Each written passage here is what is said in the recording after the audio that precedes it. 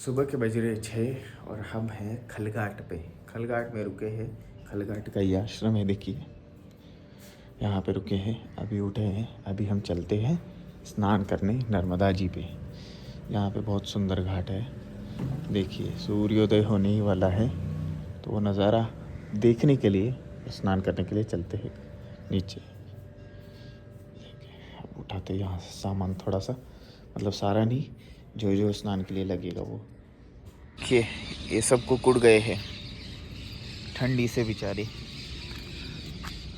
4 जन हैं।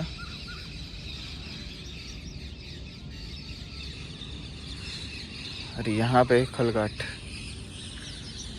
सूर्योदय होने ही वाला है अब, और आप सुबह सुबह कर रहे हैं माता जी के दर्शन।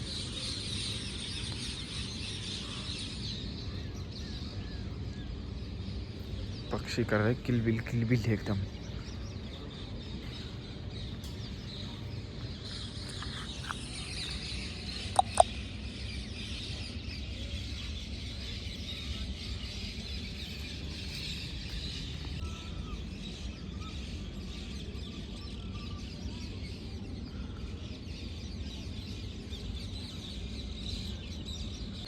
सूर्योदय हो चुके हैं।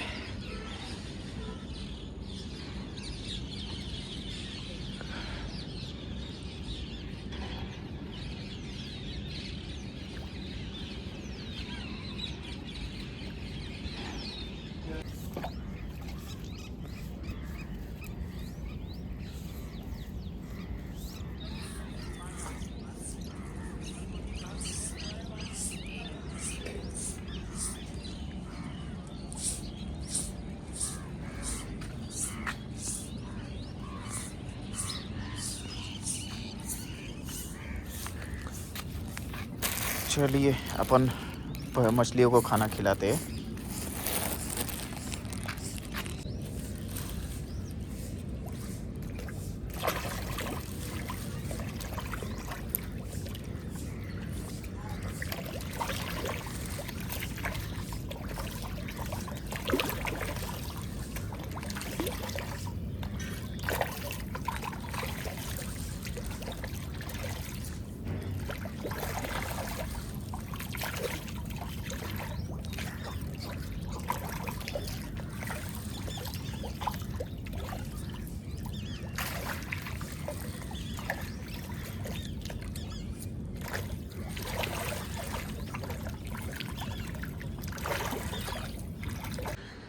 अब हम आ चुके हैं आश्रम में। देखिए आश्रम से माँ नर्मदा जी का नज़ारा कैसा लग रहा है। एकदम चिड़िया चिड़िया सब लोग बोल रहे हैं, नर्मदे हर बोल रहे, सुनाई दे रहा क्या? देखिए छोटी छोटी चिड़िया है, लेकिन कितना सारा आवाज़ करती है ये वाली। देखो आवाज़ बहुत ज़्यादा लाउड होता है उनका, और बहुत अच्छा भी होता है। सूरज भगवान, नर्मदे हर नर्मदे हर।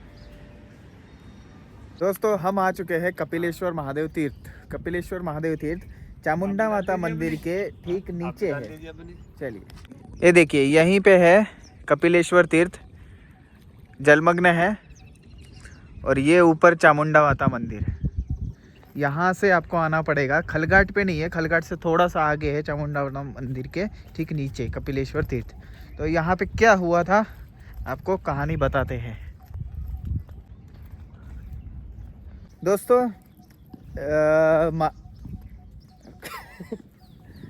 ब्रह्मा जी ने एक यज्ञ किया था। यज्ञ से कपिला गौ माता प्रकट हुई थी। फिर देवताओं ने उनको बोला कि माता आप मृत्युलोक में जाके इंसानों का उद्धार करिए। फिर माता यहाँ पे आई नर्मदा जी के किनारे। उन्होंने काफ़ी वर्षों तक तपस्या की खलघाट में। फिर यहाँ पे नर्मदा जी प्रसन्न होके उनको दर्शन दिया, और उनको वरदान स्वरूप में बोला गया कि आप जगत माता के रूप में पूजे जाओगे। तो यहीं पे गौ माता को जगत माता पदवी मिली थी। यहाँ पे कपिलेश्वर महादेव, कपिलेश्वर तीर्थ, चामुंडा माता मंदिर के पास में है ये खलघाट में। आप यहीं पे आ सकते हैं, दर्शन कर सकते हैं। दोस्तों अब खलघाट से अपना आसन उठाने का समय आ चुका है और यहाँ से हम निकल रहे हैं। आगे चामुंडा माता मंदिर है, वहाँ पे जाके रुकेंगे क्योंकि वहाँ पे कोई आता ही नहीं। ये रेवा आश्रय है खलघाट में, माँ नर्मदा जी के घाट के किनारे। यहाँ से ठीक माँ नर्मदा जी के दर्शन होते हैं। देखिए, ये देखिए ऐसे दर्शन होते हैं, इसलिए मैं रुका था बस यहाँ पे। अब आगे की तरफ बढ़ते हैं, चामुंडा माता मंदिर। दोस्तों हम चामुंडा मंदिर में रुक चुके हैं, वहाँ से आए। चामुंडा मंदिर जस्ट खलघाट से थोड़ा सा ही दूर है। देखिए महाराज के यहाँ पे रुके हैं। चामुंडा मंदिर इधर ही है पास में।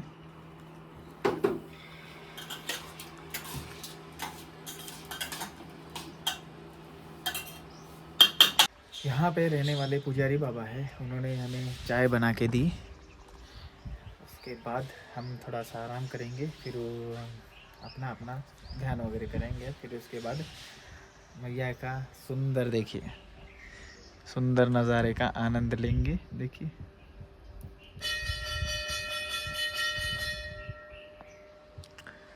हमें यहाँ पे रहने के लिए अनुमति मिल चुकी है। देखिए यहाँ पे आसन लगाया हुआ है, अकेला ही हूँ मैं और किनारे पे ही है। कपिलेश्वर तीर्थ चामुंडा माता का स्थान है। यहाँ पे पहले एक नागा साधु रहते थे, उनकी समाधि भी है यहाँ पे। यहीं पे हम रुके हैं और नागा जी का अस्तित्व है यहाँ पे, इसलिए इसने हम भी सानिध्य में रहेंगे आज रात उनके। और आपको ये स्थान दिखाता हूँ, ये देखिए बिल्कुल किनारे पे माता नर्मदा जी के खलघाट में है हम। यहाँ पे एक साधु जी ने तपस्या की है और ये देखिए नागा साधु जी से मिलवाऊँ, नागा बाबा से। ये देखिए ये रहे नागा बाबा। महादेव आदेश, महादेव आदेश। ये नागा बाबा है और ये दूसरे साधु थे जो कि पुजारी होंगे, तो उनकी समाधि भी यहीं पे बना दी गई। सबसे पहले इनका ये स्थान था, मतलब नागा बाबा यहाँ पे आए, फिर चामुंडा जी मूर्ति उन्हीं की है और उन्होंने स्थापित, मतलब पहले से थी लेकिन चेतन उन्होंने की, फिर उसके बाद में मंदिर बना। ऐसा ये सुंदर स्थान बन गया। कपिलेश्वर महादेव उधर नीचे है, जलमग्न है। ऐसा सुंदर ये तीर्थ देखिए, खलघाट से जस्ट 10 मिनट की दूरी पर है, नर्मदा जी के किनारे ही। और हमें देखिए कहाँ पे रहने को इधर मिला है। इधर पुजारी बाबा रहते हैं और इस साइड में हमारा आसन लगा हुआ है। देखिए ये रहा। तो ऐसी जगह पे रुके हैं दोस्तों, आनंद है ना। मैं थोड़ा सा आराम किया। अब संध्या समय है, शाम के बज रहे हैं 4:30-5 बज रहे हैं। हम स्नान के लिए जा रहे हैं, देखिए ठीक है। और साथ साथ आपको दिखाऊंगा कि कपिलेश्वर तीर्थ कहाँ पे है। मैया जी में जलमग्न है और वो कहाँ पे है वो दिखाऊंगा। चलिए चलते हैं नीचे। घाट तो नहीं है लेकिन पत्थर पत्थर है, उधर चलते हैं अपन। देखिए 4:30 बज रहे का टाइम है। कपिलेश्वर तीर्थ आगे ही है। ये देखिए ये ब्लैक एंड वाइट कुत्ते यहाँ पे बहुत 3-4 है। थोड़ा सा रास्ता ख़राब है। अब हम स्नान करेंगे, उसके बाद में आनंद लेंगे नज़ारों का। ठीक है, संध्या समय में नज़ारों का आनंद बड़ा आनंद देता है। नर्मदा जी का साफ और सुंदर जल, हर एक चीज़ का प्रतिबिंब दिख रहा है। देखो नाव का भी दिख रहा है, पुल का दिख रहा है, सारी चीज़ों का, ये देखो सब का दिख रहा है। कितना अच्छा लग रहा है। तो चलिए आपको कपिलेश्वर तीर्थ बताता हूँ कहाँ पे है जलमग्न वाला। ये देखिए इधर है कपिलेश्वर तीर्थ। ये शिवलिंग है नीचे, ठीक है, वो थोड़ा जलमग्न हो चुका है। और यहाँ पे ये जो दिख रहा है ये भैरव जी है, ठीक है। तो ये ऐसे 2 मंदिर थे, एक महात्मा थे, उन्होंने कपिलेश्वर तीर्थ के ऊपर ऐसा बना दिया था। फिर भैरव जी बिठा दिए गए थे। तो ये जलमग्न रहता है। और आगे है षटकेश्वर, ये जो दिख रहा है ना इस साइड, ये वाला षटकेश्वर महादेव, इधर षटकेश्वर है। और इधर से एक ये वाली संगम है, ठीक है, नदी का संगम है। और इधर कुछ बना हुआ है, होटल होटल का ऐसा कुछ बना हुआ है, ठीक है। और ये वाली जो संगम वाली जगह है ना, यहाँ पे 60 शिवलिंग है, ठीक है। और एक वाला जो षटकेश्वर है वही एक शिवलिंग ऊपर है। मतलब षटकेश्वर का वो अर्थ होता है ना 60 का। तो ऐसे 60 शिवलिंग अंदर है। वो पानी जब निकल जाता है उस संगम वाला, तब वो वहाँ पे दिखते हैं, ठीक है, शिवलिंग वो सारे नर्मदा जी के कुंड में जो है। ऐसा इधर बहुत सुंदर नज़ारा होता होगा। वो तो पहले वाले लोगों ने देखा, अब तो कहाँ दिखेंगे, अब जलमग्न ही रहते हमेशा, ठीक है। कपिलेश्वर तो कुछ दिनों बाद दिखेंगे, ऐसे बोला गया है ऊपर।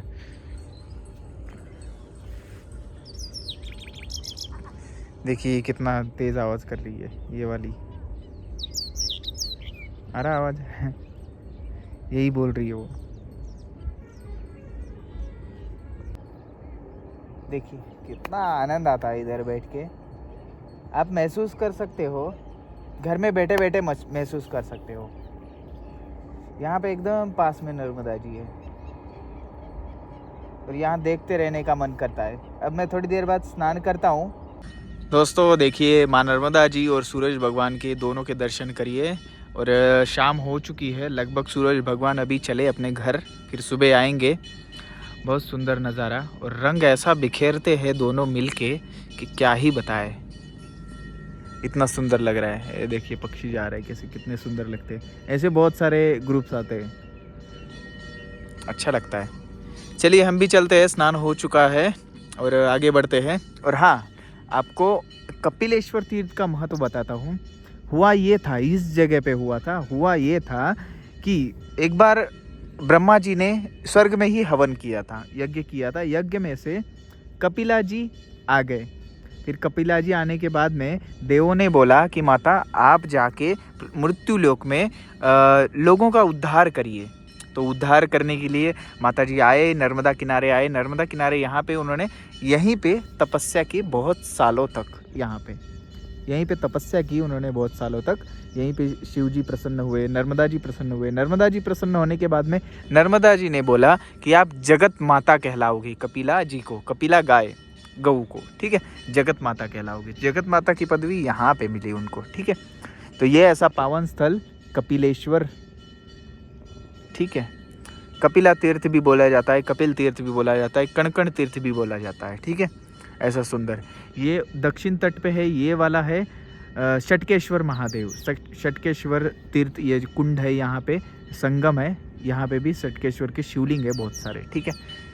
चलिए नर्मदे हर हर हर महादेव, ऊपर चलते हैं। चलिए दोस्तों, अब चलते हैं ऊपर, पूजा करते हैं। यहाँ भी लाते तो कर लेते, लेकिन ऊपर ही चलो, रह गया वो, पूजा ऊपर ही कर लेते हैं। उसके बाद में हम भोजन बनाने का सोचेंगे। वो बाबा जी रहते हैं ना बाजू में, तो वो और मैं दोनों भोजन बनाएंगे और हाँ, और आनंद लेंगे, ठीक है। चलिए, और माता जी के भी तो दर्शन कराने हैं। चामुंडा माता के दर्शन आपको कराए नहीं है, ठीक है, वो भी कराएंगे आपको। चलिए, और कैसा लग रहा है, आज तो बड़ा आनंद आया। रोज आता है वैसे तो। दोस्तों अब हम बनाने वाले भोजन देखिए, ये रहा 2 आलू, ये मिर्ची, इतना हो, और रोटी बनाने वाले, क्योंकि अकेले ही है, बाबा जी नहीं पाएंगे क्योंकि वो भंडारे में पा के आए थे, ऐसे बोला। इस पे बनाएंगे आज। चलिए शुरू करते हैं काम। चलिए, आलू कट चुके हैं, मिर्च कट चुकी है, और यहाँ पे रख दिया है कढ़ाई। अब इसको गर्म होना पड़ेगा, इलेक्ट्रिक है ना तब। देखो मुझे चालू करना नहीं आई थी, तो बाबा को बुलाना पड़ा, वो चालू करके गए। ये देखिए क्या ऐसे नीचे से लाल हो जाता है ये बढ़िया है भाई। चलिए अभी इसका तड़का मारेंगे, सिंपल तड़का, ना प्याज ना लहसुन ना कुछ ना मसाला ना ऐसा मस्त वाला, ठीक है, जैसे आश्रम में बनता है।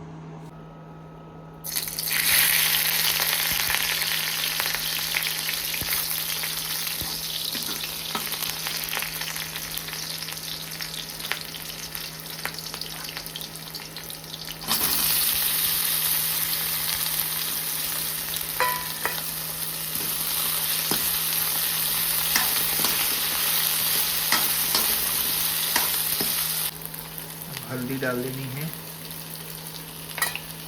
और नमक डाल देना है। बस हो गया अपनी रेसिपी तैयार। इतनी ही चीज़ें डाल के इसको ढक देना है, हो गई सब्जी तैयार। इसको नरम पड़ने तक रख देना है ढक के।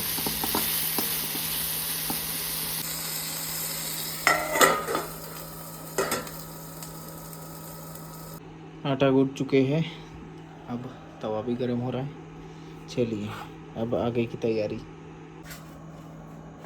आपके पास मोबाइल नहीं है? नहीं है मोबाइल, छोटा भी नहीं बड़ा भी नहीं? अरे ये तो दिक्कत हो गई।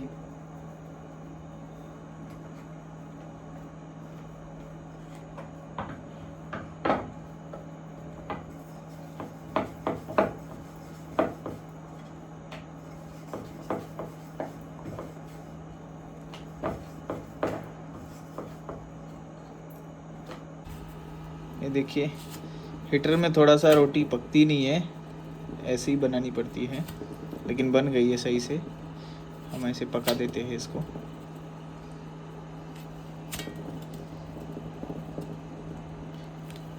फुलानी आती है कुछ लोगों को हीटर में, लेकिन मुझे नहीं आती हीटर में, इसलिए ऐसे पका देता हूँ मैं। चलिए रोटी बन चुकी है, ये देखिए।